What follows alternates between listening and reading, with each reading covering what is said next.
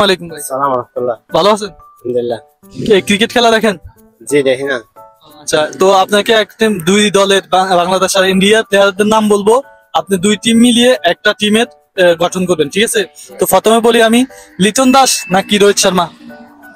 Rohit Sharma. Okay, তো পরের প্রশ্ন হচ্ছে তামিম ইকবাল নাকি জয়সওয়াল? তামিম ইকবাল। থ্যাংক ইউ ভাই। পরের প্রশ্ন হচ্ছে নাজমুল হাসান শান্ত নাকি ঋষভ পান্ট? নাজমুল হাসান। ওকে, পরের প্রশ্ন হচ্ছে তহিদ হৃদয়কে তো চিনে না, তহিদ হৃদয় নাকি কেএল রাহুল? কেএল রাহুল।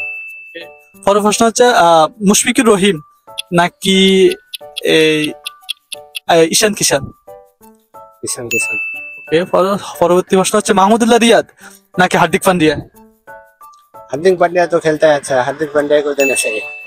পরবর্তী হচ্ছে সাকিব আল হাসান ইয়া রবীন্দ্র জাদেজা? साकिब हासन।